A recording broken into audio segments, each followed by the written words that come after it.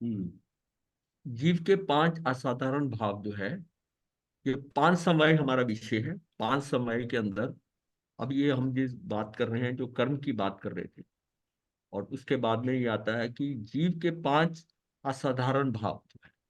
जीव के औदिक, शायक्षमिक, औपशमिक, शायिक और परिणामिक भाव, ये पांच निजी भाव, ये भाव। तो जब हम स्वभाव की बात कर रहे थे ना, स्वभाव के अंदर, तो स्वभाव के अंदर हमारा जो स्वभाव और विभाव, स्वभाव है। तो विभाव क्या है कि ये जो हम स्वभाव पे कहा होते हैं, तो हमने जाना था कि षट द्रव्य में लोक में, षट द्रव्य लोक में चार द्रव्य जो है वो तो अपने स्वभाव में ही रहते हैं। स्वभाव में रहने का मतलब उनका परिणामिक भाव ही। ये जीव और पुद्गल जो है, ये जाता है विभाव में, ये विभाव में जाता है। और ये इसका जो है, जब तक वो, जैसा वो विभाव में कैसे आ गया कि पुद्गल अगर आ गया कहाँ पर, जीव के साथ आ गया, तो वो विभाव में चला गया। और जीव है वो विभाव में चला गया। स्वभाव में भी रहता है, विभाव में भी रहता है। जीव स्वभाव में हमेशा के लिए कब होगा, जब सिद्ध सिद्ध बन जाए, फिर उसका स्वभाव ही रहे। जब तक संसारस्थ है, संसारस्थ है, तब तक वो जो है, उसके अंदर स्वभाव विभाव दोनों है। पुद्गल के अंदर भी जो है, पुद्गल भी जीव के कारण, वो विभाव में, वो भी अपनी जो उसकी मूल प्रॉपर्टीज है, मूल गुण है, उससे भी वो भी च्युत हो जाता है, वहां से भी हट जाता है, हट जाता है। और जीव के अंदर भी कुछ स्पेशलिटी आ जाती है, कि जीव के अंदर, कि उसके उनके कारण उसके अंदर क्रोध, मान, माया, लोभ, जितने विकार हैं सारे विषय, वो सारे उसमें जनरेट हो जाते हैं। क्यों, जीव तो वैसे ज्ञाता दृष्टा है, उसमें तो कोई ऐसी बात ही नहीं है कि आने की।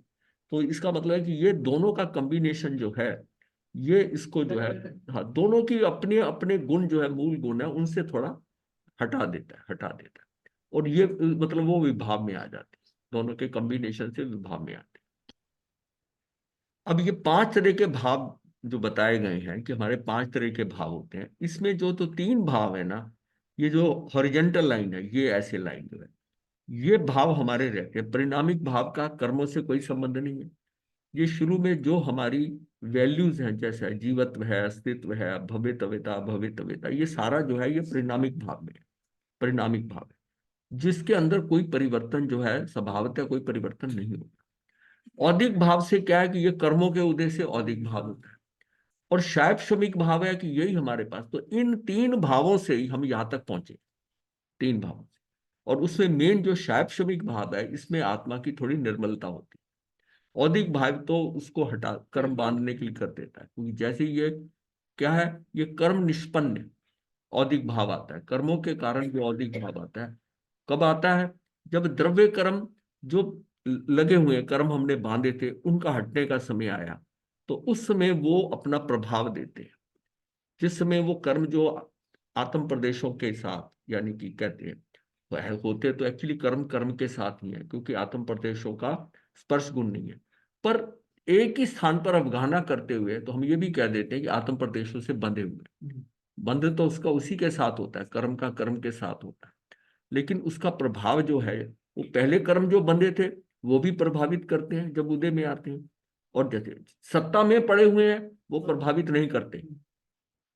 जब वो वहां से हट रहे हैं उस समय, तब उसमें अनुभाव जो है, जिस समय जब बांधा था, जैसी वहां उसमें वातावरण था, उसके अकॉर्डिंग, कषायों के अकॉर्डिंग उसके अंदर अनुभाव आ गया। अनुभाव भी कहते हैं, अनुभाग भी कहते हैं। वो उसमें आ गया। अब जब छूट रहा है ना, छूट रहा है, जब वो न्यूट्रल हो रहा है, वहां से हट रहा है, तो जो मूलमा हमारे कषायों ने चढ़ाया था उस पे, वो हट रहा है। मतलब है, दिया हुआ माल वापस आ रहा है, वापस आ रहा है। वो हमें क्या है, वो थोड़ा उसको क्या, हमें जो है चलायमान कर देता है। और चलायमान करता है तो मेरे फिर भाव आ जाते हैं। तो ये खेल यही चल रहा है, कि हम कर्म बांधते हैं, और जब भाव आते हैं, तो भावों के साथ मेरे योगों के कारण नए कर्म आ जाते हैं। पुराने निकलते हैं, नए आ जाते हैं, हम काल कर लेते हैं। वो स्टोर के अंदर कमी नहीं हो रही, सिर्फ वो बदला बदली हो रही है, कि पुराने कर्म निकलते जा रहे हैं, नए कर्म आते जा रहे हैं। स्थिति हमारी कब बदलेगी, कि जिस समय मैं नवीन कर्म आने ना, तब मुझे लगेगा कि कुछ अंदर कम हुआ है, और उसमें नया कर्म ना बंधे, और वो कर्म हट जाए, तो उसको तो हम निर्जरा कहेंगे। और अगर कर्म बंध रहा है, साथ में और ये हट रहा है, तो उसके उसके कारण वो निर्जरा नहीं कही जाएगी, क्योंकि उस एक समय के अंदर या तो बंद होता है या निर्जरा होती है। निर्जरा अपने को, अपना पुरुषार्थ क्या है कि मेरा कर्म ना बंधे। तो अक्रिय क्यों कहा गया? अक्रिय इसे जितना जितना हम अपने योगों को संभालते जाएंगे, अक्रिय होते जाएंगे, हमारा नवीन बंध नहीं हो। तो अपने को वहां टिकना है उसी तरह। तो ये इसका मतलब है कि औदिक भाव के कारण हम जो है चलित होते हैं और हमारा कर्म बंधता है। और शैव शमिक भाव में इसमें कुछ क्षय होता है, कुछ उपशम होता है, कुछ उपशम होता है। तो क्षय और उपशम होने से हम इसी के कारण यहां तक मनुष्य भाव तक पहुंच गए। ये मतलब है कि नदी के पत्थर जैसे लुढ़कते लुढ़कते और लुढ़कते हम यहाँ तक आ गए। अब यहाँ आने के बाद में ये जो ये भाव ये तो क्या है, ये तो भवी और अभवी दोनों को ही मिलता है। लेकिन ये जो वर्टिकल वाले हैं, जो लाल रंग से ये जो है, ये वाला, ये ऑप्शमिक और नीचे शायपशमिक, जो इससे हॉरिजेंटल लाइन है, वर्टिकल लाइन है। इस वर्टिकल लाइन जो है ना, ये किसके होगा कि ये भवी का ही हो। भवी को ही औपशमिक भाव मिलेगा, भवी को ही शायिक भाव मिलेगा। ये जो औपशमिक भाव है, ये जीव को 11वें गुण स्थान तक ही ले जा सकता है, इसके आगे नहीं ले जाएगा। और जो शायिक भाव है, ये तो सिद्धों में भी रहता है। ये तो जो शायिक भाव एक बार आ गया, ये कब आता है शायिक भाव? चौथे गुण स्थान से ऊपर।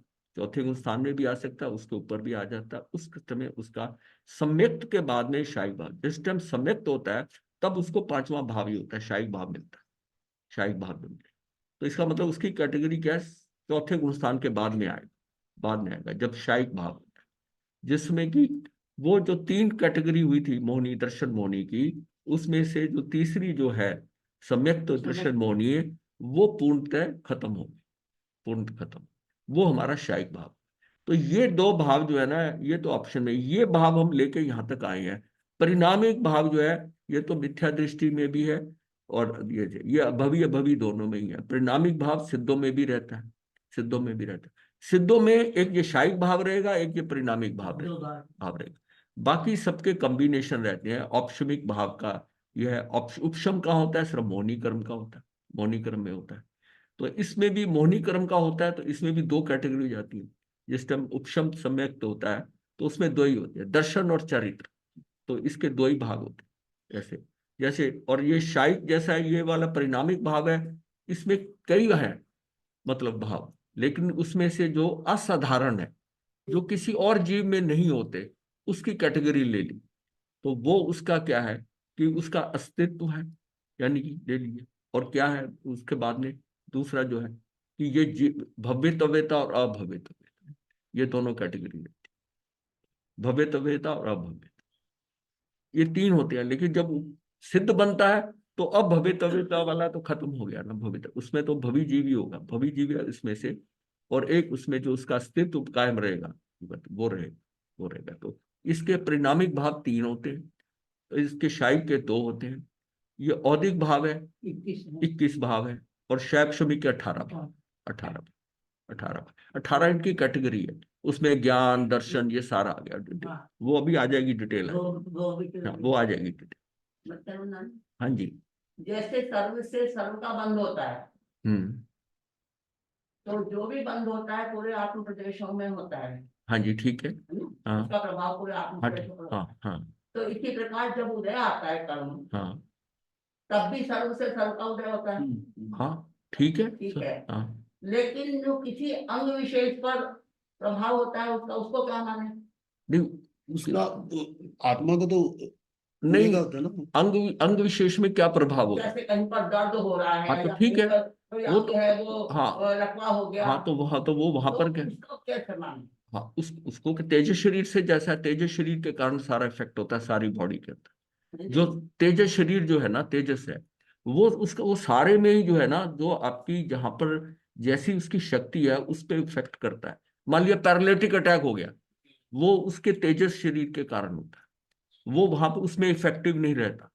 जो हमारे शरीर में पूरा इफेक्टिव है, आया था जो तेजस शरीर का ना, ये सारा जो डिस्ट्रीब्यूटर है, सारा जो कंट्रोल कर रहा है, यानी कि जो हम भोजन खा रहे हैं उसके रस बन रहे हैं, उसमें जितनी धातुएं बन रही हैं, कोई जो अस्थि का बन रहा है, अस्थि मज्जा जितने रस जितनी धातुएं बन रही हैं, वो जगह जगह जहां जहां चाहिए जो बोन्स को चाहिए वो वहां जाती है, वो सारा वो डिस्ट्रीब्यूटर कौन तय करता है? ये एक ही हमारे पास सिस्टम है कि वो पूरे इसमें होता है। और इसी तरह कर्मों का डिस्ट्रीब्यूशन वो करता है। इसी तरह दवाई खाते हो, दवाई तो पेट में ही जाती है, लेकिन वो ब्रेन की दवाई है, न्यूरो की दवाई है, वो जहां जहां दवाई का इस्तेमाल होना है वो वहीं असर करेगी ना। और वो भी कैसे पता चलेगा? आपने तो पेट में डाल दी दवाई, तो उस दवाई का जहां जरूरत है वो वहां ऑटोमेटिकली वहां पर। ये सारा नेटवर्क जो है ना बहुत कंट्रोल करता है वो तेजस्वी। और हमारे पास कोई सिस्टम नहीं, और कोई सिस्टम नहीं है कि कोई उसको वहां ले जाएगा और वहां भेजेगा। जहां जिसकी आवश्यकता है और जहां जिसको जाना है उसको वहीं वहीं भिजवाए, वहीं भिजवाए। मतलब एक वो चार्ज रहता है, वो हमेशा जो है ना वो बड़ा इफेक्टिव रहता है ये। अब हमारा शरीर में जब ढीलापन होता है, इसका मतलब है तेजी शरीर का, शरीर की गर्मी। खाना अगर खा रहा है तो जठराग्नि जो है, जो हमारी अंदर की गर्मी है, वो क्रिएट कौन करता है? तेजी शरीर करता है। हालांकि तेजी शरीर उसको पचाता नहीं है, ये गलत कई बार आ जाता है बंदा, वो पचा नहीं सकता, क्योंकि उससे उससे वो पुद्गल भारी है, स्थूल है, ये उससे सूक्ष्म है ये जो है। लेकिन फिर भी यह है कि ये उसमें जो उसको गर्मी चाहिए उसको, वो उसको गर्मी को मेंटेन करता है, जठराग्नि जिसे कहते हैं, जठराग्नि। पर वो जो आप कह रहे हैं ना, दुख सुख का अनुभव कौन कर रहा है? नहीं, दुख सुख का अनुभव कर रहा है, चाहे वो उंगली में हो रहा है कि यहाँ हो रहा है, उपयोग जान लगाओगे, लेकिन उसका अनुभव करने वाला तो आत्मा के सारे प्रदेश ही है। अनुभव तो सभी नहीं, प्रदेशों सारे में होता है। प्रदेश नहीं कह रहे, नहीं सर, जहां दर्द हो रहा है वहीं दर्द हो रहा है, ये बात है, वो बात है, वो बात है, वो तो वो जो। शरीर है ना वो तो। नहीं नहीं, शरीर क्या ये देखो, इसमें कंफ्यूजन हो जाएगा। वो नहीं, मैं वो कह रही हूँ, कहाँ हाँ, किसी जगह विशेष यहाँ पर है। प्रभाव होता है हाँ, उस कर्म का। कर्म का ये वैसे ही होता है जैसे एक पूरी तार है, उसमें से कहीं डिस्कनेक्ट हो जाती है, तो ऐसी एक मशीन होती है कि जो उसको घुमाते हैं, उसमें करते हैं, उसको पता चल जाता है कि इतने यहाँ पर फॉल्ट यहाँ पर फॉल्ट है। बिल्कुल वैसे ही है, वो जो अंदर उठ जाए ना वो तेज शरीर का, ठीक है। उससे पता चलता है कि इतनी दूरी पे फॉल्ट है, यहाँ तक तो करंट जा रहा है, उसके आगे नहीं जा रहा, उसके आगे नहीं जा रहा, तो फॉल्ट वहां पर है। वो डिटेक्ट कौन करेगा? वो वही करेगा। मतलब सारे शरीर के अंदर जो संचालन का काम हो रहा है हमारे पास, कार्बन शरीर तो बंधे हुए हैं। घन पिंड क्यों बनते हैं? कि आप एक लोहे का गोला लिया, आपने लोहे का गोला लिया और उसको गर्म किया है, तो आप क्या कि ये कहेंगे कि ये कोना गर्म हो गया और वो नहीं हुआ लाल? लाल तो सारा होगा ना। इसी तरह कर्म जो है ना, जिस तरह वो अग्नि उसमें प्रवेश करती है और वो घन पिंड में वो सारा ही लाल होता है, और जिसमें अग्नि हटा दी जाती है तो सारा ठंडा होता है, तो सारा का सारा काला होता है, सारी उसमें से निकल जाती है, सारी इसका उसके। मतलब जो मुझे समझना है, हाँ इसका मतलब ये है कि जब कर्म का बंध होता है, हाँ जी, उस समय तो कार्बन शरीर एक्टिव होता है, हाँ जी। और जब उसका उदय या उसका डिस्ट्रीब्यूशन होता है, वहां सारा तेजस शरीर संभालता है। इसकी हाँ, कार्बन शरीर जो है वो वर्किंग फंक्शनिंग में नहीं आ रहा, उसका उसके साथ वो तो एक इसका स्टोरेज है, जैसे कर्म आ रहे हैं जा रहे हैं, लेकिन जो एक्टिवेट हो रहा है, जो चार्ज कर रहा है उसको, ये उसका सपोर्टिंग शरीर है, जो उसमें सारे शरीर को इफेक्टिव कर रहा है, वो तेजस शरीर है। तेजस शरीर का ही फंक्शन है सारा, तेजस शरीर का। ये ऊर्जावान है, ये ऊर्जावान है, और ये यही इफेक्टिव है, यही सबसे इफेक्टिव। वो कार्बन शरीर में तो कर्म उसके लगे हुए, केवल संचय है, संचय है, संचय है, कर्मों कर्मों का संचय है, और जहां कहीं भी पड़ा हुआ है। अब जैसे जब हम कहते हैं कि निषेकीकरण हो गया कर्मों का, यानी कि जब अबाधा काल खत्म हुआ, कर्म हमारे बंद गए, अब कौन कौन से कर्म उदय में आएंगे? हाँ, और ये भी हमने मतलब जान गए हैं कि जो एक समय में बंधा कर्म है, मान लिया इस समय में मैंने जितने कर्म बांधे, वो ग्रुप का रूप इकट्ठा समय पे नहीं आएगा, वो डिस्ट्रीब्यूट होके आता है। वो पहले ही शुरू हो जाएगा अब आधा काल के बाद में। हाँ, उसका अंत जो है उतने पीरियड तक हो जाएगा, उस समय में जो उसने स्थिति बांधी है उसका लास्ट लॉट वो वहां आएगा। इस तरह जब जो कर्म हमारे आ रहे हैं, उदय में आ रहे हैं, वो एक कर्म का एक समय का कर्म नहीं है, सबके थोड़ा थोड़ा पोर्शन है जो है। और इसीलिए अब आधा काल दिया जाता है कि ये पहले की जो एडजस्टमेंट हुई है कर्म भुगतने की, ये नया जो आया है, आते ही उसमें कोई कुछ प्रॉब्लम ना कर दे, उसको समय दिया जाता है, यानी कि कूलिंग पीरियड, और ये उसमें आकर फिर उसका डिस्ट्रीब्यूशन होता है, फिर वो आता है।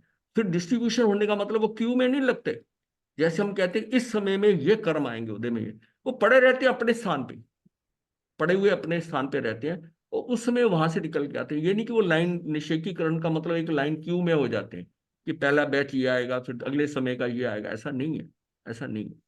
वो रहते कर्म सारे में ही है उसमें। जैसे अग्नि सारे में ही रहती है, ऐसी कर्म सारे में ही है, सारे में इफेक्ट करते हैं।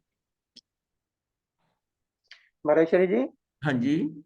अभव्य में क्षय पश्चिमिक भाव कैसे हो गया? क्षय और उपशम दोनों कैसे होंगे उसमें? भव्य में हाँ अभव्य में। ये कंट्रोल भी सारा पहले हाँ, अभवी, अब अभवी में भी ये होता है, ये उसका वो भी अभवी जो है वो भी 21वें देवलोक तक जाता है, एक तो इंद्र से वो लेकर।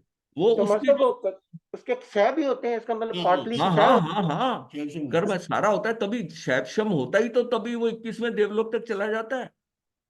शैवशम होने से कहाँ एक केंद्रीय में पड़ा, इसका शायद मतलब। नहीं होता। हाँ नहीं, शाही कहाँ होगा, शाही तो मिलेगा ही नहीं उसे। उसको तो आत्मा का, आत्मा पे विश्वास ही नहीं होना। ज्ञानी तो इतना हो सकता है कि इतना हो सकता है प्रकांड की, वो जैसे समोसरण में तीर्थंकर प्रवचन करते हैं वैसे प्रवचन कर सकता है भविष्य, प्रवचन जी। वैसे कर सकता है। लेकिन उसको अपनी आत्मा के साथ, उसका साक्षात्कार जो है आत्मा के साथ, उसका आत्मा के साथ विश्वास ही नहीं होगा। वो जो है उसको ज्ञान को ज्ञान ही रखते हैं। क्षयोक्षम भाव सब में हो उसको सकता है, सब, लेकिन क्षयोक्षम संकित अलग चीज। हाँ अलग चीज है। वो सबने, थोड़ा मतलब ये है कि हम ये कहते हैं कि आम मीठा है, ये मिठास है, इसमें आम में मिठास है, ये ज्ञान द्वारा पता है कि आम मीठा है। कुछ जिन्होंने पहले चखा वो बता रहे, मैंने सुन लिया, मैंने ठीक, पर वो क्या मीठा है, ये कैसा तो, है वो ये विचार। कैसा मीठा है, ये मीठा है। और मैंने एक बार चख लिया, मैंने एक बार चख लिया, तो मुझे पता है कि हाँ ये ऐसा मीठा है, मीठी वैरायटी। अब जो ये जो मिठास आई है, ये उसके अंदर पक गई। वो जो था वो शाब्दिक था, ये भावों से, भावों से मुझे पता चल गया कि आम का ये मीठा है। और दूसरी चीज है वो इतनी मीठी है। अगर मैं मीठा कहता हूँ ये मीठी है, ये मीठी है, मीठी है, तो सारी, गुड़ भी मीठा है, अमृत भी मीठा है, सारे मीठे। पर जब मैं चख लेता हूँ, उसका रहता है ना। वो अभवी जो है ना, अभवी को पता है कि ये ऐसा है, ये सब कुछ ऐसा है करता, उस वो चख नहीं पाता, वो चख नहीं पाता। चख लेगा तो फिर तो उसको कुछ, हाँ, वो अनुभूति फिर है, उसे, उसको संकित बोल कभी दिया। कभी किसी चीज को किताबों में सब लिखा है, लिखा है, जब तक आप शाब्दिक जितना मर्जी पढ़ लो, वो पकड़ नहीं बनेगी, उस बात की पकड़ नहीं बनेगी, क्योंकि जो कुछ हमने पढ़ा है वैसे ही है। अब उसको हम समझते कितना है, हम अपने शिवक्षम के अनुसार समझते हैं, फिर हमसे ज्यादा शिवक्षम वाला जो है वो उसको बताता है विस्तार से, अब उसके हम भाव पकड़ते हैं, फिर हम उसके भाव पकड़ते हैं, अब हमें और क्लियर होता है। फिर कोई और मिल जाता है और अच्छे बड़ा, वो उसको और ढंग से समझाता है। वो जो भाव पकड़ते हैं हम ना, उसमें आपको कितना समझ में आ रहा है, कितना समझ में आ रहा है। मतलब कई चीजें हम स्वाध्याय करते हैं, ध्यान करते हैं, एक सिर्फ करने के लिए करते हैं, शाब्दिक होते हैं, मेमोरी भी होती है, पूरी की पूरी लाइन भी याद हो जाएगी, गाथाएं भी याद हो जाएंगी, पर हमारे अंदर वो उसकी उसकी समझ कितनी है, समझ कितनी है। जब है वो रटा रटाया जाना जाना, आप पूरी की पूरी लाइनें बोल सकते हो, पर क्या अंदर उसका फील हो रही है, ब्रांड नहीं होगी। ये मीठा है, गुड़ मीठा है, ये मीठा है, लेकिन वो लर्निंग और इंफॉर्मेशन ही हाँ रहता है। वो इंफॉर्मेशन है, जानना मतलब जानकारियां हैं, जानकारियों के हिसाब से अगर हम चलेंगे तो हम ऊपर ही ऊपर रह गए। बात तो यह है कि उसको अनुभव में ले आए, अनुभव में तब लाना होगा जब हम चख लेंगे, फिर तो हमें पता है कि ये कितना मीठा है, इसका क्या है। अगर गुड़ का टेस्ट ये है तो शक्कर भी मीठी है, शक्कर का टेस्ट डिफरेंट हो गया, शक्कर डिफरेंट हो, वो उतनी उतनी क्लैरिफिकेशन जो है वो भाव से हुई। जब भद्र बाबू जी ने ये कहा कि उसको, स्थूली भद्र को, कि स्थूली भद्र के लिए मैं इसको आगे ज्ञान नहीं दूंगा, 14 पूर्व का ज्ञान नहीं। फिर जब उनको कंपेल किया गया जो है, तो उस टाइम संगठन जो जो भी संघ थे उन्होंने मिलकर, जो उनका एक ग्रुप था, उन्होंने प्रेशर दिया कि ये फिर आगे रह जाए, फिर तो 14 पूर्व इसके बाद रहेंगे नहीं। तो उन्होंने कहा ठीक है मैं शाब्दिक दे दूंगा, भाव नहीं दूं, भाव नहीं, भाव नहीं दिए उन्होंने, हाँ, भाव नहीं दिए। तो वहां वो स्थिति जो है ना, वो 10 पूर्व से ऊपर बढ़ नहीं पाई फिर उसके बाद। तो वो मतलब कहा उन्होंने उसको रोक दिया उसको, क्योंकि उन्होंने देखा कि इसकी पात्रता नहीं है। तो गुरु का ज्ञान जो होता है वो पात्रता के अनुसार होता है, नहीं तो वो उसको क्यों ऐसा दंडित करते हैं। ये कहते आने वाली जनरेशन के अंदर उन्होंने बोला अगर ये ऐसा है, 500 शिष्य आए, उसमें 499 भाग गए, एक जो रहा, वो भी यहां तक ही आकर इसके आगे इसको नहीं आएगा, इसकी पात्रता नहीं, नहीं, और उन्होंने इसको रोक दिया। और फर्क क्या था? बात उसको है कि भावों से समझना बहुत जरूरी है, भावों से समझना। अब यही यही ये जो धर्म है ना, अगर भावों से नहीं प्राप्त हो, अब जो प्रवचन होते हैं, जो प्रवचन करते हैं, वो जो हमारे समाज में उसका परिवर्तन क्यों नहीं हो रहा? सुन लेते हैं। सुनने वाले नहीं, देने वाला भी शाब्दिक दे रहा है, हाँ, एक बार। देने वाला भी शाब्दिक दे रहा है, बहुत बढ़िया प्रवचन दे रहा है, पर शाब्दिक है, वो इफेक्ट नहीं करेगा, वो इफेक्ट नहीं करेगा। भावों से दिया हुआ जो है ना, भाव है इसमें जो है, वो भाव बड़ी जल्दी पकड़ लिए जाते हैं, भाव अंदर छू जाते हैं। भावों से पकड़ना पड़ेगा किसी चीज को जो है, और भावों से अगर एक बार समझ आ गई, तो जब भावों में आ जाता है, फिर आप डायग्राम से, ये डायग्राम देने का रीजन क्या है? अब यही चीज अगर शाब्दिक बोला जाए, सारी चीज बोली जाए, तो ऐसे समझ नहीं आएगी। अब ये चित्र इससे समझ आता है कि ये तीन ऐसे हैं, ये दो ऐसे हैं, तो ये ब्रेन के अंदर पूरी ये पिक्चर आ जाएगी, पिक्चर आ जाएगी कि ये जो मतलब आड़ी हॉरिजॉन्टल लाइन में आए हुए भाव भव्य और अभव्य दोनों के होते हैं, ये बात समझ आए। और ये जो भाव है औपशमिक और शाही, ये सिर्फ जो है ये भव्य के ही होते हैं। फिर उसमें से ये जो है ये 11वें गुण स्थान तक, उपशम जो होता है 11वें गुण स्थान तक ले जाएगा। ये आपको आगे तो बढ़ा देता है ये भाव, लेकिन ये गंतव्य तक नहीं पहुंचा सकता, क्योंकि इसमें कर्म क्षय नहीं हुए, सत्ता में पड़े हुए हैं। सिर्फ आपने उस समय कुछ काल के लिए उसको दबा दिया, दबा दिया।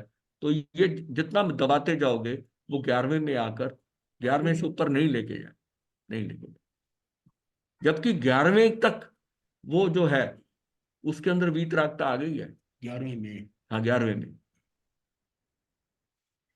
11वें में जो तो वहां तक पहुंचते पहुंचते उसके अंदर वीतरागता जो है 11वें में आ गई। 10वें से जैसे ऊपर 11वें में गया, वीतरागी। हाँ, तो वीतरागी है, वो यथाख्या चरित्र है। फिर भी समझने का था। यथाख्या नहीं, वो उदय में आता है, जो पड़ा हुआ सत्ता में है। वो जो पानी के नीचे मैल बैठ गई थी, उसका पानी करते करते आप पीते पीते पीते आप जो 10वां और उसके बाद 11वें में आ गए।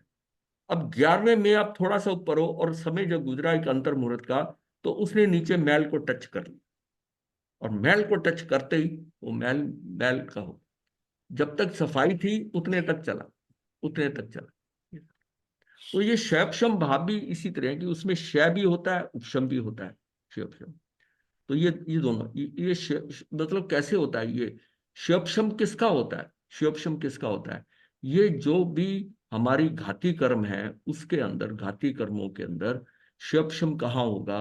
कि जितनी देशघाती प्रवृत्तियां, पर इसमें इनको नहीं समझ आएगा क्योंकि ये हमने अलग किया हुआ है। तो इतना ही समझो। और क्यों जो 5 लब्धि मिलती है सम्यक दर्शन से पहले, उस लब्धि में क्या उसका अनुभाव कम करके उसकी वो शिवक्षम लब्धि अलग चीज है, शिवक्षम अलग है, शिवक्षम अलग है, शिवक्षम अलग है। इसको इसको इसको हमने समझना है, दिखाते मतलब नामी भाव तो चैतसिक होते हैं। भाव तो, हाँ ठीक है, चैतसिक होते हैं, हाँ चैतन्य से, हाँ हाँ है ठीक ना? है, हाँ तो जब वो भाव चित्त से होते हैं, हाँ और जो ये सारा फंक्शन होता है, अमुक भाव की स्थिति, अमुक भाव की स्थिति, हाँ। वो सारा कंट्रोल तेजस शरीर करता है। ये ना तेजस शरीर उसमें भावों, उसके साथ आत्मा के साथ उसका कोई लिंक नहीं है। नहीं नहीं, वो तो पौद्गलिक है। हाँ, वही मैं नहीं नहीं, वो पौद्गलिक है, उससे कोई मतलब ही उससे कोई मतलब नहीं है उसका, पौद्गलिक का।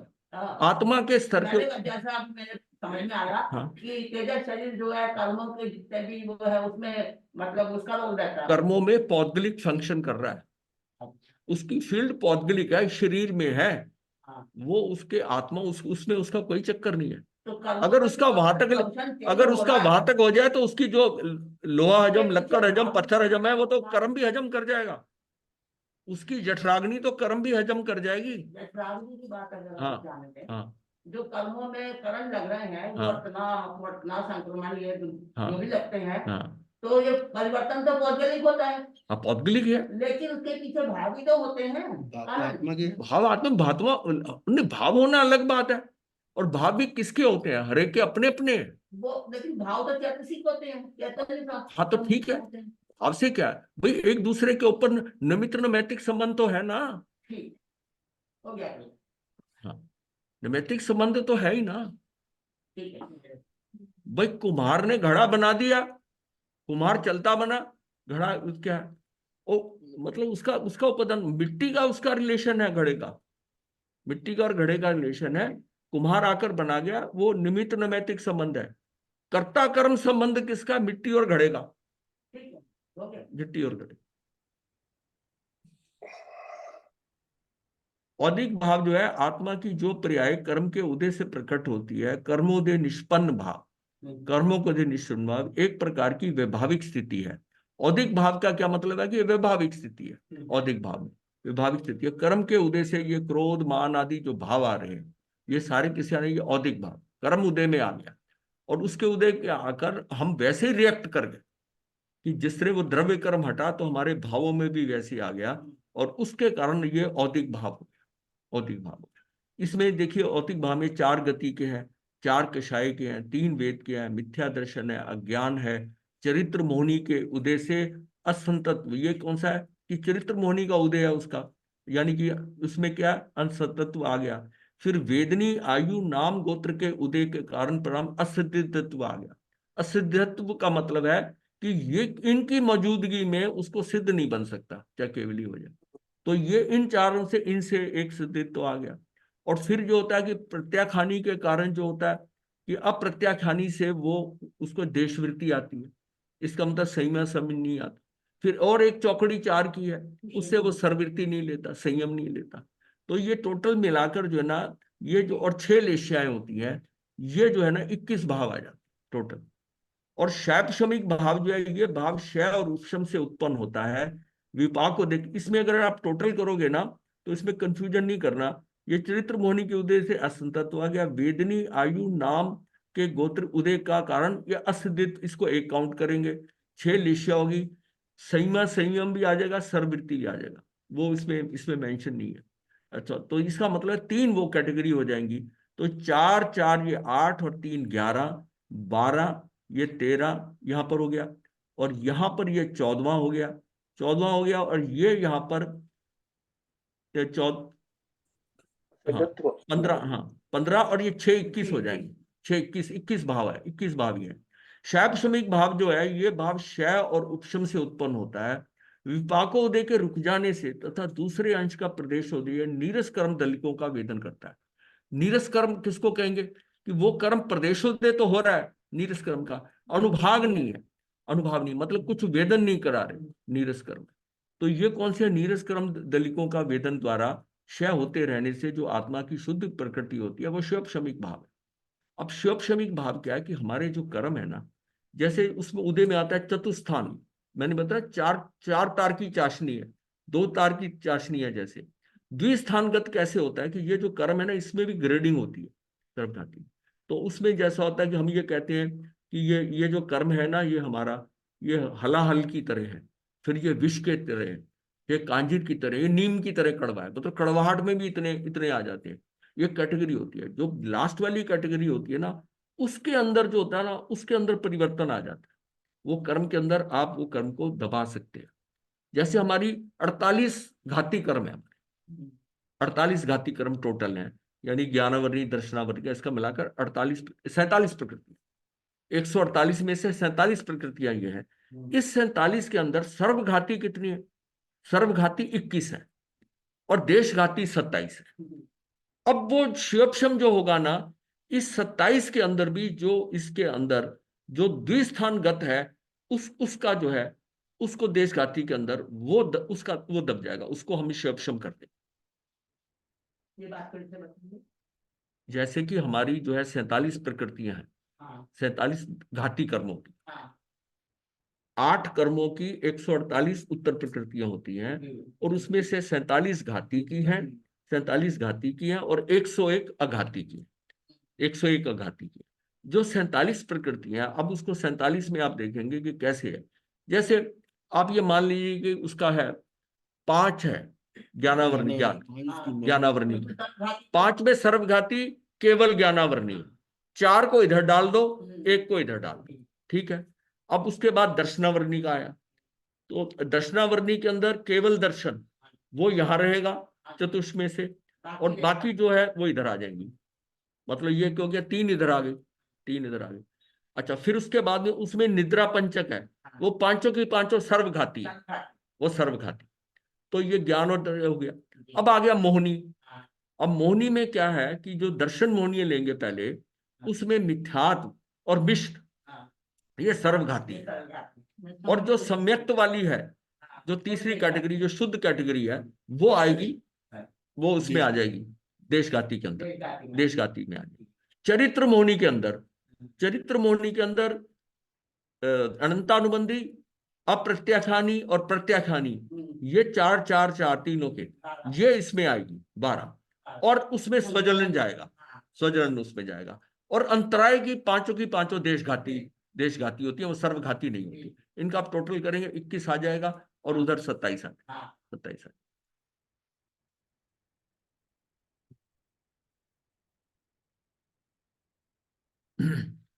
औपशमिक कर्म के उपशम से जो आत्म शुद्धि होती है, जैसे जल में फिटकरी डालने से, निर्मली भी कह देते हैं, फिटकरी भी कह देते हैं, फिटकरी डालने से मैल नीचे बैठ जाती है। दर्शन मोहिनी के उपशम से सम्यक्त का, चरित्र मोहिनी के उपशम से चरित्र का आविर्भाव होता है। मतलब उसका वो चरित्र जो है ना, उतना ही उद्भव जैसे उठता है। और सम्यक्त चरित्र, ये दो ही पर्याय हैं औपशमिक भाव में। सम्यक्त किसका है? दर्शन मोहिनी, दर्शन मोहिनी का कम हुआ तो उसका सम्यक्त आ गया। और चरित्र मोहिनी का हुआ तो चरित्र पैदा हो गया उसका। चरित्र का मतलब संयम ले ले, संयम हो गया। तो ये दो ही पर्याय औपशमिक भाव से, औपशिक भाव से। शायिक भाव कैसे है? शायिक भाव कर्मों के क्षय से उत्पन्न होने वाली विशुद्धि शायिक भाव है। जैसे सर्वथा मैल के अलग हो जाने से जल नितांत स्वच्छ हो जाता है, वैसे कर्म का संबंध हटने से विशुद्धि प्रकट होती है। केवल ज्ञान जो है, केवल दर्शन आदि के क्षय से, केवल ज्ञान, केवल दर्शन और 5 अंतराय के क्षय से 5 लब्धियां, दर्शन मोहिनी के क्षय से शायिक संकेत, और चरित्र मोहिनी के क्षय से शायिक चरित्र, ये 9 भेद होते हैं। शायिक भाव के 9 भेद आते हैं। ये तो शायिक भाव तो वही आ जाता ना, जैसे केवल ज्ञान हुआ, वीतरागता केवल ज्ञान हुआ, उसी समय उसको ये 9 लब्धियां कह देते हैं। कई जगह लिखा है कि 9 लब्धियां प्राप्त होती हैं जीव को उस समय पर। जो परिणामिक भाव जो है, ये नवीन उत्पन्न नहीं होते, ना ही इनका अभाव होता है। यानी इसका ये भी नहीं है कि परिणामिक भाव बाद में आ गया, ये तो अनादि से शुरू से ही जैसा जीव के साथ है, जो परिणामिक भाव है वो वैसा का वैसा ही रहना है। इसमें कोई परिवर्तन नहीं, ना तो ये नया उत्पन्न होता है, ना इसका पुराने में से कुछ जाता बच्चन रावी, अभी आपने फरमाया कि शायिक भाव केवल ज्ञान उत्पन्न होने के बाद वो शायिक 9 लब्धियां। है। 9 लब्धियां जो कहते हैं ना, तो शायिक भाव तो चौथे गुण स्थान में भी आ सकता हाँ, वो शायिक समकित्व है, शायिक समकित है है। उसका शायिक पूरा। भाव नहीं। हाँ, वो ये उसके लिए होगा जिसने जीव ने शपक श्रेणी चढ़ना है ना, उसका ये शायिक भाव होगा। नहीं तो उसका औपशमिक भाव से चढ़ता है ना शायिक भाव, तो वो क्या कहता है, वो फिर उसमें वो तो फिर गिरेगा गिरेगा गिरेगा गिरेगा। तो ये कैटेगरी 8वें गुण स्थान से जब बनती है, 8वें गुण स्थान से, कि ये शपक श्रेणी है। ये शपक श्रेणी के आज आज की स्थिति में शपक श्रेणी नहीं है, आज तो नहीं। नहीं है। और लेकिन कई जगह ये आ गया कि शायिक समकित्व नहीं है, शपक श्रेणी नहीं है, शपक श्रेणी, क्योंकि वो शपक श्रेणी तो शपक श्रेणी नहीं है, शायिक समकित्व है। क्योंकि शायिक समकित्व वाला ही एक भव अवतारी हो। अब वो आया हुआ है ना कि कितने हैं, 4 जीव हैं एक भवतारी सारे के अंत में, छठे आरे के अंत में एक भव अवतारी है। तो इसका मतलब वो शायिक समकित्व है, उसमें हो जाएंगे। हाँ, वो दुत्से और फाल्गुनी और, हाँ, ये है 4 जो है वो उसका मतलब उसको एक भव था। यहां पर भी अभी शायिक समकिती जीव जो है ना, वो भी तीसरे भव का अतिक्रमण नहीं करेगा। वो गलती से जैन तत्व प्रकाश में लिखा हो, हाँ 10 का विच्छेद उसमें शायद भी लिख दिया, हाँ, उससे शायिक लिख दिया। वो गलत है। हाँ, कभी भूल हो जाती है। हाँ, भूल नहीं हो गया, लिखने बहुत बोलते हुए गलती हो जाती है, करते हुए मतलब उन्होंने अब उसको बस यह है कि उसके आगे नहीं, वो शपथ श्रेणी को करने की बजाय उसमें वो आ गया। उक्त 5 भाव जो है, अब परिणामिक भाव में कर्म के उपशम, क्षय, क्षयोपशम और उदय के बिना जो भाव होता है, जो कर्म निरपेक्ष स्वभाव होता है, उसका कर्मों से कोई लेना देना नहीं है। यानी कि ये नहीं इसके कर्म ज्यादा है तो परिणामिक भाव, ऐसा कुछ नहीं है। कर्म निरपेक्ष स्वभाव से होता है। द्रव्य के अस्तित्व से वो अपने आप जो पर्याय प्रकट होती है, द्रव्य के अस्तित्व के कारण अपने आप जो पर्याय प्रकट होती है, अर्थात द्रव्य का स्वाभाविक स्वरूप परिणमन ही ये भाव है। किसी कर्म के उदय बिना अनादि से चले आ रहे जीवत्व आदि 3 भाव है। जीवत्व तो उसमें रहेगा ही ना, जीवत्व आदि का मतलब है भवितव्य और अभवितव्य, ये उसमें रहेंगे। भाव तो परिणामिक काफी हैं। हमने जाना था शादी परिणामिक, और अनादि परिणामिक, लेकिन ये तीन असाधारण है। ये जीव के अलावा किसी को नहीं होते। बाकी कई भाव जो है दूसरे द्रव्य में भी पाए जा सकते हैं, पर ये भाव जो है ये इसका सिर्फ है, ये असाधारण भाव है तीन। इसको इसी, हाँ जी। उक्त पांचों भाव आत्मा के स्वरूप है। संसारी या मुक्त कोई आत्मा हो, उसके सभी पर्याय इन पांचों में से किसी भाव में अवश्य हो। नामी अभी जैसे आप बता रहे हैं हाँ कि परिणामी भाव तो और भी होते हैं, हाँ जैसे हाँ, जैसे है अभी आ जाएगा। हर द्रव्य के हैं। हाँ बहुत है, नहीं नहीं, हाँ, भाव तो है, द्रव्य के हैं, हर द्रव्य के हैं, हर द्रव्य के हैं। धर्म द्रव्य के भी है। हाँ उसका परिणाम क्या होगा, वो क्या है, वो तो अपने उन पे किसी और वातावरण का, दूसरे कर्मों का बट कोई जो, असर नहीं होता। हाँ, ना, नहीं होगा, उसका धर्म नहीं, वो उनका द्रव्य भाव है। अब वो धर्मास्तिकाय है, वही तो कह रहा हूँ। उसका भी परिणामिक भाव है। वो तो है। हाँ वो है ना, वो ना, ना तो वो जीव है, ना जीवत्व है, ना भव्य है, ना भव्य है, हाँ। पर उसके भाव तो है, परिणामिक भाव है, उसका परिणामिक सब भाव है द्रव्यों के हैं। कि वो अपने अपने क्षेत्र को छोड़ता नहीं है, हाँ। हैं? कहीं अलग नहीं होता, कोई गति नहीं करता, वो उनके भाव है। अपने स्वभाव को इसलिए नहीं इसके छोड़ता। शब्द में, इसलिए इसको क्लियर कर रहा है कि इसमें लिखा है असाधारण भाव है, ठीक है। हाँ। मुक्त जीवों में, सिद्धों में दो भाव, शायिक और परिणामिक भाव है। उपशम दृष्टि से चार भाव होते हैं। संसारी जीवों में किसी के तीन और कुछ के चार, कोई पांच भाव वाला होता है, पर कोई दो भाव वाला नहीं होता। दो भाव सिर्फ सिद्धों में ही होंगे, नीचे कोई दो भाव वाला नहीं होंगे, यानी संसार में। औदिक भाव वाली पर्याय वैभाविक है, शेष चारों स्वाभाविक है। तो सिर्फ परिणामिक भाव में परिवर्तन नहीं होता है। इसमें परिवर्तन की बात नहीं है। तो परिणाम क्यों हो गया? फिर परिणामी मतलब बात यह है कि पांच में दो भाव किसके होंगे, जिसके पास शायिक और अपरिणामिक हो। अब परिणामिक सभी में है, शायिक नहीं है, और इसका मतलब ये नहीं होगा बाकी के दो से ज्यादा होंगे। जैसे और भावों में परिवर्तन होता अब है। जैसे जीव के तीन भाव मिलते हैं उसको, ये तीन भाव से चला आता है, ये एक दो तीन, फिर उसको चार भाव हो गए। कैसे चार भाव हो गए? औपशमिक भाव मिल गया, हाँ जी। सम्यक दर्शन तली चार भाव वाला हो गया। तीन भाव वाले लोग भी हैं, चार भाव वाले भी लोग हैं, हाँ। और पांच भाव वाले भी लोग हैं। दो भाव सिर्फ सिद्ध पे है,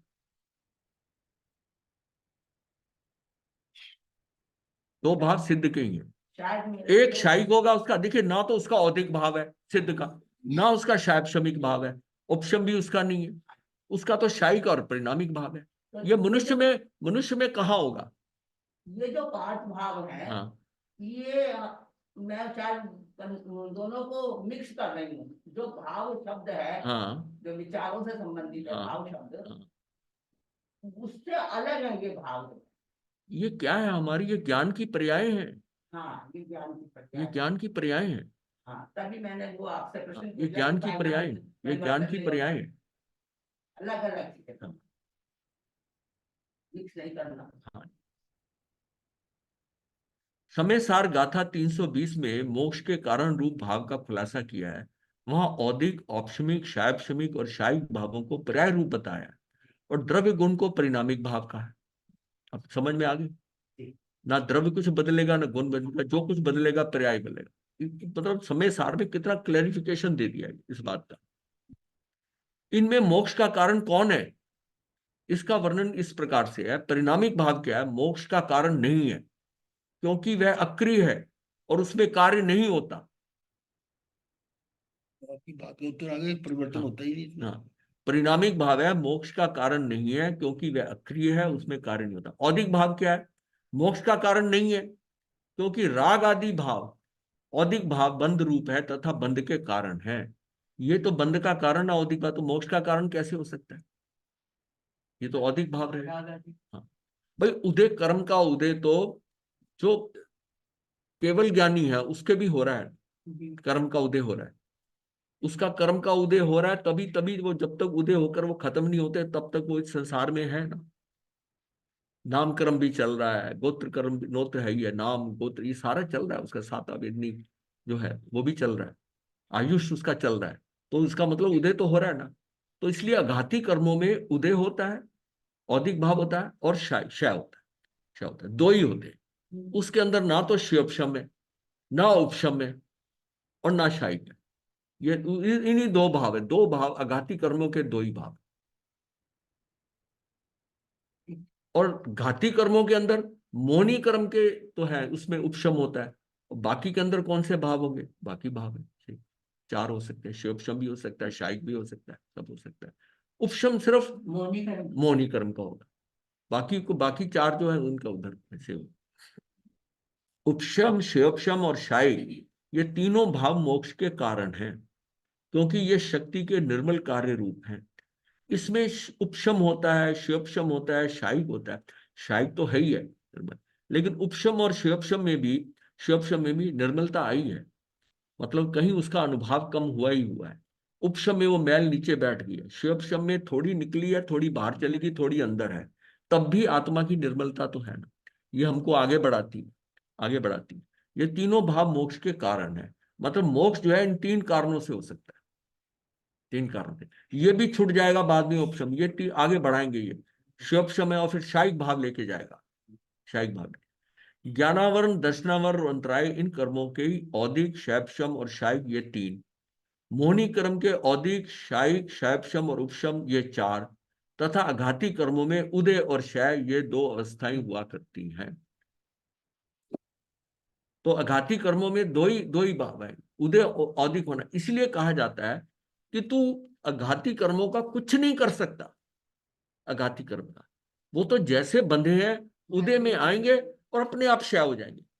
तू उसमें कुछ और कुछ नहीं कर सकता कि तू उसमें बदल ले, कि आयुष को बदल ले, अपने नाम को बदल ले, गोत्र को बदल ले, कुछ ऐसा करे कि उससे बदल हो जाए, कुछ और शुभ हो जाए प्रसाद, कुछ नहीं कर सकता।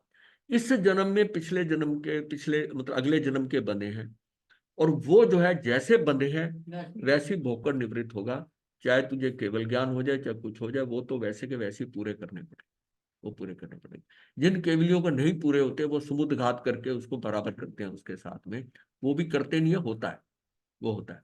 तो ये जो है ना, ये अपने को बड़ा क्लियर होता है कि इसका मतलब है अघाती कर्म जो है ना, ये उसको उतना ही संसार में रखेंगे उतनी देर, ये सिद्ध नहीं होने देंगे, ये सिद्ध नहीं होने देंगे।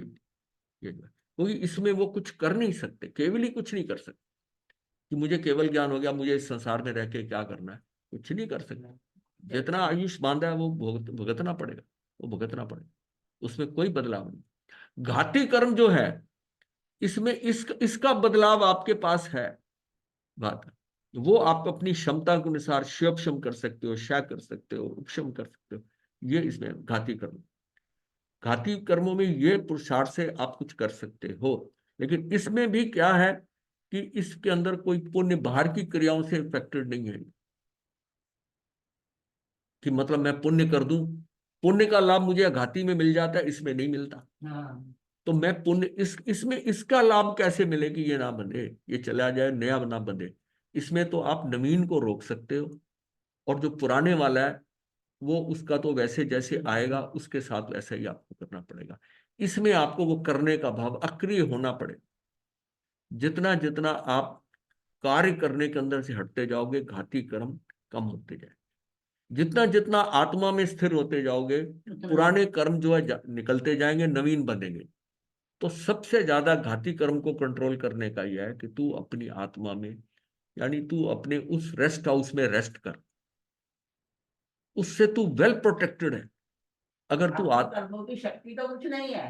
हाँ जली हुई रस्सी की आकृति जैसे, हाँ मारो और खत्म। हाँ लेकिन मतलब वो स्वरूप नहीं है उनका कुछ भी, हाँ, लेकिन शक्ति कितनी है। शक्ति कितनी है। अब पुद्गल में कितनी शक्ति होती है, पुद्गल को शक्ति विहीन मत समझिए। ये जो एटम बम वगैरह ये पुद्गल ही का है। पुद्गल में कितनी ऊर्जा है, ये बम बन जाता है, ये पुद्गल का ही है।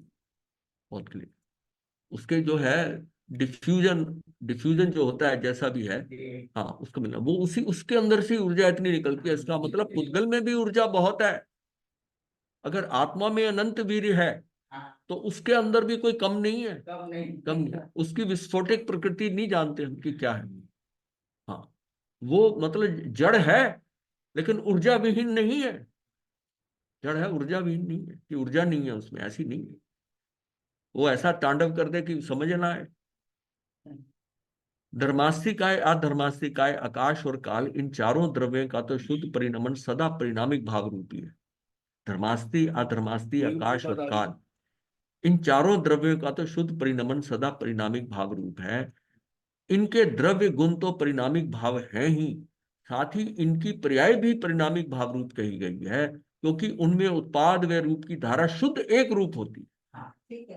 ये समझ में आ गया? वही तो पूछे, वही उत्तर आ गया। हाँ, उत्तर सारे होंगे उत्तर। परंतु आत्म द्रव्य में एक रूप उत्पाद व्यय नहीं है, उसकी संसार दशा विकारी पर्याय में उत्पाद व्यय होते हैं, सिद्ध दिशा में अकेली शुद्ध पर्याय का उत्पाद व्यय होते हैं।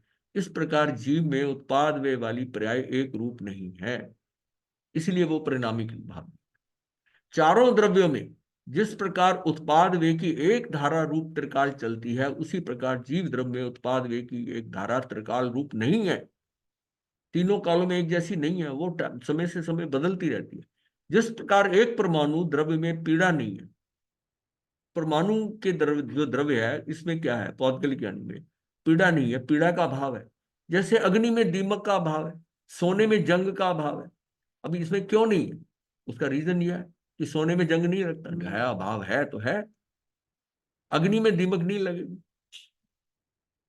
तो इस उसी प्रकार आत्म द्रव्य में विकार नहीं है, विकार का अभाव है, क्योंकि धर्मास्ति काय आदि चारों द्रव्यों में, यानी धर्मास्ति, अधर्मास्ति, आकाशास्ति और काल, चारों विपरीत परिणमन न होने के कारण उस जीव द्रव्य के विशेष परिणमन को वैभाविक शक्ति कहा जाता है। जीव द्रव्य पुद्गल दो द्रव्यों में ये विशेष शक्ति है, ये विशेष शक्ति है। ये नहीं है कि उसमें विपरीत जाने की कोई बात है, विभाव में ले जाने वाली कोई चीज है। वो चार स्वभाव में रहते हैं, ये देखा जाए तो ये इसका ये भी स्वभावी है, हाँ, पर उस उनके कारण इसको विभाव का है कि अपना स्वभाव छोड़ के जा रहा है। अब नेक्स्ट आ जाता है कर्म, तीसरे नंबर पे आता है कर्म। कर्मवाद का जितना विस्तृत व यौक्तिक विवेचन जैन दर्शन में है, उतना अन्यत्र दुर्लभ है। यानी कर्म के बारे में जितना विस्तृत, सूक्ष्म और विशाल, पता नहीं कितना कर्म के ऊपर, इतना कर्म सिद्धांत के ऊपर जो विवेचना है वो इतनी विस्तृत और यौक्तिक है, युक्ति पूर्वक बताई गई है विवेचन जैन दर्शन में, उतना अन्यत्र किसी धर्म में कर्म को इतना नहीं दिया। कर्म की बात होती है, पर कर्म को इतने गहराई से कहीं पर इसका विवेचन नहीं किया, कहीं नहीं, किसी धर्म में नहीं है। हर प्राणी प्रत्येक प्रवृत्ति के, चाहे क्रिया मानसिक हो, वाचिक हो या कायिक हो, कार्बन वर्गनाओं के परमाणुओं को आकृष्ट करता है। प्रत्येक क्रिया कार्बन शरीर पर कर्म परमाणुओं द्वारा अंकित होती रहती है। हमारी हर क्रिया कार्बन शरीर पर कर्म परमाणुओं द्वारा अंकित होती है, और कालांतर में उन कर्मों के उदय से प्रभावित होकर प्राणी चाहे तो प्रतिक्रिया करे, ना चाहे तो स्वभाव में रहकर प्रतिक्रिया ना करे। ये ऑप्शन है, ये अपने ऊपर है। हाँ, ये ऑप्शन है, यही जीव का पुरुषार्थ है। ये पुरुषार्थ है कि वो प्रतिक्रिया ना करे, मतलब इतना ये पुरुषार्थ उसमें है कि अगर चाहे तो प्रतिक्रिया नहीं करे, और अगर पुरुषार्थ उतना नहीं है तो वो नियमबद्ध नहीं होगा, फिसल जाएगा, वो प्रतिक्रिया कर जाएगा। ये प्रतिक्रिया करे ना करे, हाँ, ऐसा हाँ। क्या तिर्यन पंचेंद्रिय में भी है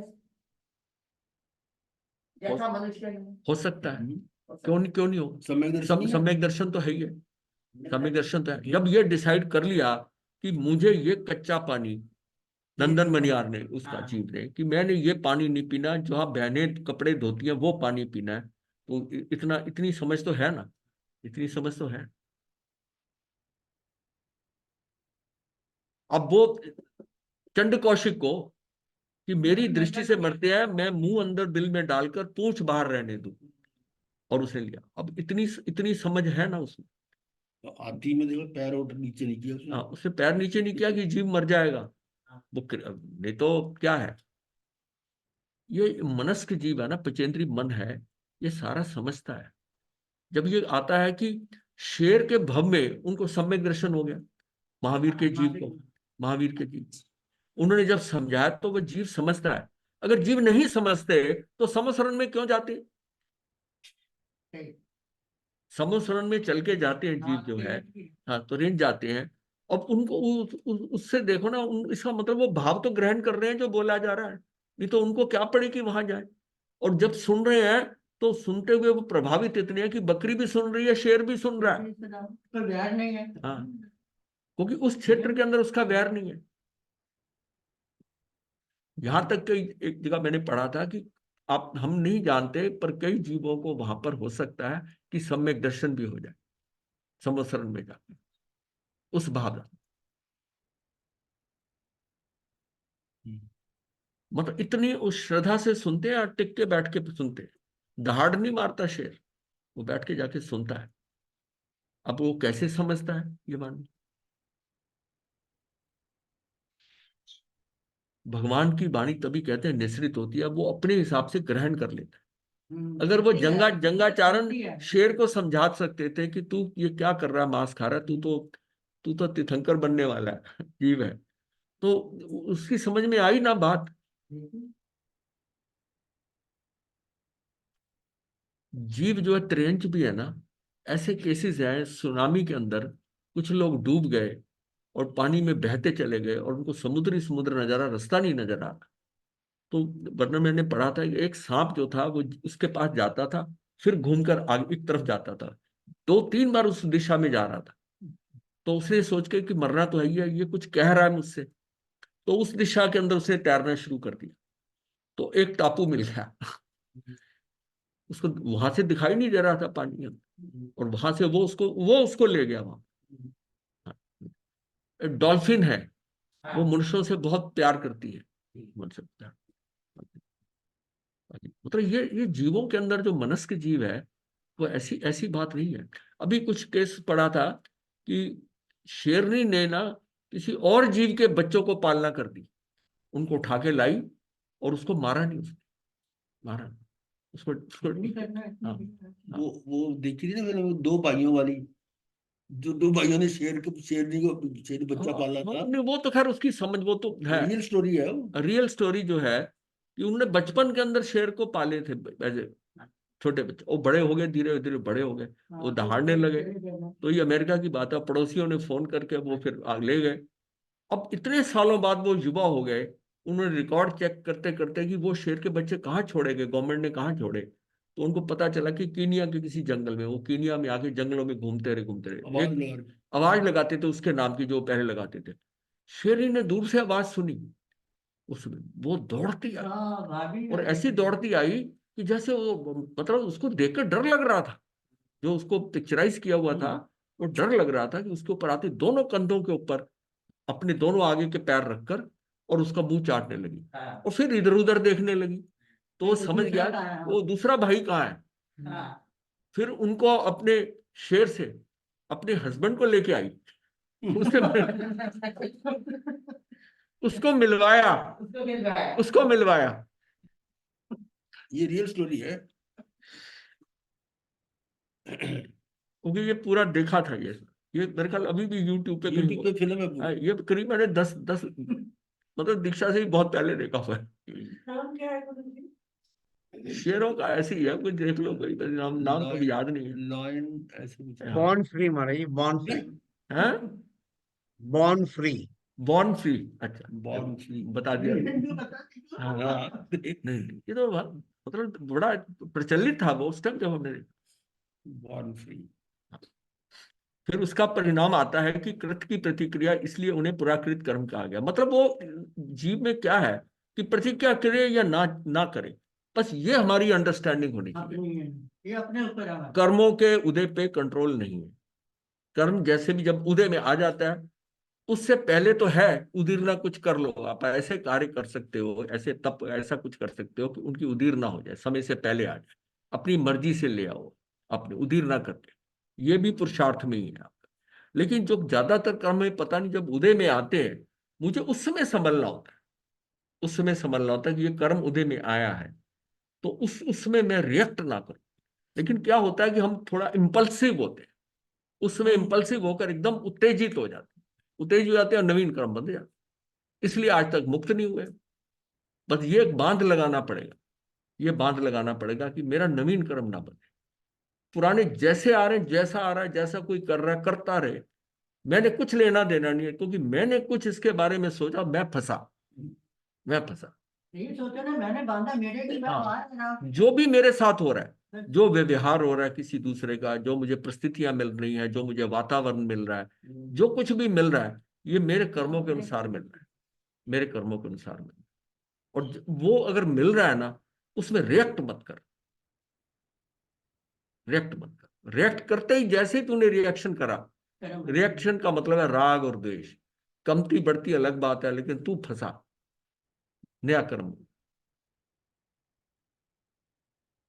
कर्मों की ये श्रृंखला अनादि से चली आ रही है, किंतु प्रतिक्रिया ना करने से अब कर्मों के आश्रव अर्थात आगमन को विराम मिलता है, तभी कहा जा सकता है कि निर्जरा हो गई। वो श्रृंखला तोड़नी पड़ेगी, तभी निर्जरा होगी। अगर उस समय में बंद होता है तो निर्जरा नहीं कह सकते। कर्मों की प्रकृति बंद एवं प्रदेश बंद जीव के योगों मन वचन काया द्वारा निर्धारित होते हैं। योग मंदता से ही तो अल्प और तीव्रता के कारण अधिक मात्रा में कर्मों का आश्रय होता है। कर्म जो आते हैं ना, योगों से आते हैं। योग किसको कहते हैं? मन वचन काया क्रिया। मन से चाहे सोच रहा है, वचन से बोल रहा है, मन से, और काया से कुछ कर रहा है, हलन चलन कर रहा है, तो उसके कारण उसका जो है वो कर्म आएंगे ही आएंगे। तो उनका अनुभाग बंद और स्थिति बंद अर्थात फलोदय और कर्मों के बंधने की काल सीमा का कारण जीव का कषाय भाव। अब होता क्या कि जिसके कषाय मंद हो गए ना, उसके कर्म अगर बंध रहे हैं, इतने हल्के बंध रहे हैं कि एक दो भव के अंदर वो उसको खत्म करे। तो सबसे बड़ी प्रैक्टिस क्या है कि हमारे कषाय कम हो जाए, क्योंकि कषाय जो है ना, वो चतुस्थानगत कर्म बांध सकता है, और आप इस तरह के कर्म बांधो कि द्विस्थान से ऊपर ना बंधे। मतलब द्विस्थान और उतने ही कर्म है, उसकी उसकी इंटेंसिटी नहीं हो ज्यादा भड़काने। तो जब उदय में आएंगे ना, उसमें भी टॉलरेट कर जाओगे। अभी क्या होता है, कभी हमें लगता है कि इसको हमने भुगत लिया, ये कर्म आया तो मैंने कंट्रोल कर लिया। फिर वो कहते हैं नहीं महाराज, ऐसा कभी कभी ऐसा आ जाता है कि जो है ना, और फिर हम फिसल जाते हैं, हमसे रिएक्शन हो जाता है। नहीं तो हमें समझ तो है, समझ गए हैं। तो वो जब चतुस्थान वाला आएगा ना, जिस इंटेंसिटी का आएगा वो संभालना मुश्किल है। जो द्विस्थान वाला है, उसकी इंटेंसिटी उतनी ज्यादा नहीं, उसकी इतनी ज्यादा नहीं, वो फिर भी संभल जाता है अगर थोड़ा विवेक रखे। किसी ने कुछ हल्की सी बात करी, चलो छोड़ो क्या, पर वो दो चार गाली देता है, अपशब्द देता है, करता है, फिर आदमी फिर भड़क पड़ता। तो कर्म दोनों प्रकार के होते हैं, शुभ और अशुभ। जिस जीव ने पूर्व जन्म में शुभ प्रवृत्ति कर, मतलब शुभ प्रवृत्ति करी करके पुण्य में यानी कि भोगने में सुखकारी कर्म किए हैं, वे यदि अशुभ है तो भोगने में दुखकारी होंगे। पुण्य बांधता नहीं, पुण्य तो जब उसका परिणाम आता है तब होते हैं। एक्चुअल कर्म तो हम शुभ और अशुभ बांधते हैं, या उसको कहते हैं प्रशस्त और अप्रशस्त कहते हैं।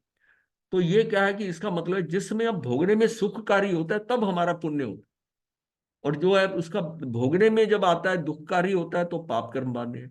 तो उसे अनुकूल प्रतिकूल संयोग मिलते हैं, अर्थात अनुकूलता या प्रतिकूलता के संयोगों का प्राप्त होना जीव के पुण्य या पाप कर्मों के अनुसार ही मिलते हैं। उसके कैसे?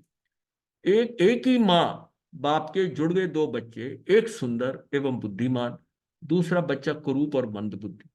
इसका उल्टा भी हो सकता है, वो सुंदर है लेकिन मंद बुद्धि वाला है, वो कुरूप है लेकिन बुद्धिमान है, ये भी हो सकता है। ये कॉम्बिनेशन हो सकता है। ये काल स्वभाव पुरुषार्थ ये दोनों के समान मिले हैं। उसको गर्भ का काल उतना ही मिला, स्वभाव भी उसको वही मिला, भोजन वही मिला, वही माता मिली, दोनों जुड़े हैं। पुरुषार्थ पुरुषार्थ भी सारा उनके ऊपर जो किया माता ने, वो सब हुआ। ये दोनों को समान ही मिले हैं, एक सा वातावरण, लालन पालन भी समान है, परंतु फिर भी इतना अंतर। ये भेद दोनों शिशुओं के पूर्व कर्मों के कारण ही होता है। यहाँ तक कि संसार में ये दृष्टिगोचर होता है।